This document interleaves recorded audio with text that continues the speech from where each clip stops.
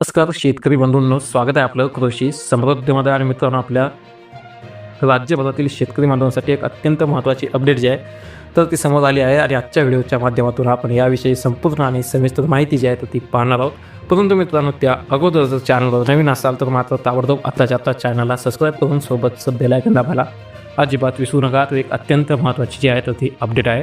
कारण की जे आहे तर ते आपल्या राज्य सरकारने 2 लाख रुपयापर्यंतच्या कर्जमाफीच्या योजनेची व्याप्ती जी आहे तर ती वाढवली आहे. आणि त्यामुळे आता या योजनेमध्ये शेतीचं जे आपलं पीक कर्ज असते त्या पीक कर्जासोबतच शेतीपूरक कामासाठी घेतलेल्या मध्यम मुदतीच्या कर्जाचाही यामध्ये समावेश करण्यात आलेला आहे. आणि ही जी काही आहे तर ते आपल्या राज्यातील शेतकरी बांधवांसाठी राज्य सरकारने आनंदाची बातमी दिली आहे. आणि याविषयीची संपूर्ण माहिती पाहायची झाली तर विशेष म्हणजे की जी आपली 2 लाख रुपयापर्यंतची कर्जमाफी होती तर याबाबतचा आता संभ्रम जो आहे तो दूर झाला असून या योजनेची व्याप्ती जी आहे तर ती वाढवण्यात आली आहे. आणि आता ही कर्जमाफी जी आहे तर ती केवळ पीक कर्जच नाही तर आता इतर महत्त्वाच्या कर्जांना या माफीचा कवच जो आहे तो लाभणार आहे. आणि मित्रांनो, यामध्ये जे आहे तर सहकार विभागाच्या वरिष्ठ सूत्रांनी जी आहे तर ती माहिती दिली आहे.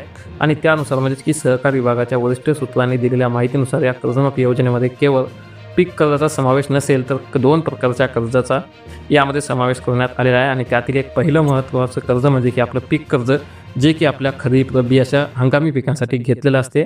आणि दुसरं महत्त्वाचा विषय म्हणजे की जे दुसरं कर्जाचा समावेश यामध्ये करण्यात आला आहे तर तो म्हणजे की मध्यम मुदतीचं कर्ज, जे कर्ज आपल्या शेतीपूरक कामासाठी किंवा शेतीच्या यंत्रसामग्रीसाठी घेतलेले मध्यम कालावधीचं कर्ज असते.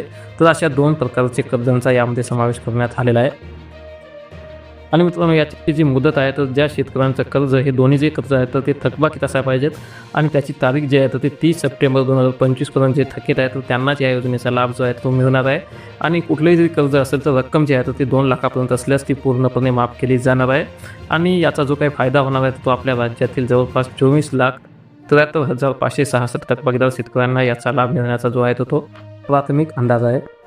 आणि मित्रांनो, जी आपली राज्यस्तरीय बँकर समिती आहे तर या समितीच्या अहवालानुसार खालील जिल्ह्यातील शेतकऱ्यांची संख्या जी आहे तर ती यामध्ये मोठी आहे. त्यामध्ये जे आपला पुणे असेल, नाशिक असेल, सोलापूर, छत्रपती संभाजीनगर, अहिल्यानगर म्हणजे की आपला नगर जिल्हा, त्यासोबत धाराशिव, परभणी, नांदेड, नागपूर, बुलढाणा, बीड आणि अमरावती या जिल्ह्याचा जो आहे तो त्यामध्ये समावेश आहे.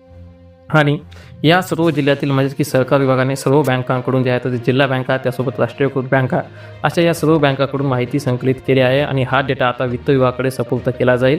आणि हा डेटा वित्त विभागाकडे गेल्यानंतर त्याची आकडेवारी होऊन निधी मंजूर होताच पात्र शेतकऱ्यांच्या खात्यावर कर्जमाफीचा लाभ दिसू लागेल, अशी माहिती स्वतः कृषी मंत्री दत्तात्रय भरणे यांनी स्पष्ट केली आहे. आणि मित्रांनो, आता ही प्रक्रिया अंतिम टप्प्यात असून शेतकऱ्यांना लवकरच दिलासा मिळेल अशी माहिती स्वतः आपल्या राज्याचे कृषी मंत्री दत्तात्रय भरणे यांनी दिली होती. की 30 जूनपूर्वीच कर्जमाफीची रक्कम जी आहे ती आपल्या शेतकरी बांधवांच्या खात्यामध्ये जमा होणार होती. परंतु काही अपडेट अशी आली होती की चंद्रशेखर बावनकुळे महसूल मंत्री यांनी दिलेल्या माहितीनुसार कर्जमाफीस थोडा वेळही लागू शकतो असं त्यांनी सांगितलं होतं. तर नेमकी कर्जमाफी वेळेवर होईल का, कर्जमाफीला टाईम लागेल, याबद्दल आपलं काय मत आहे नक्की कमेंटमध्ये सांगा.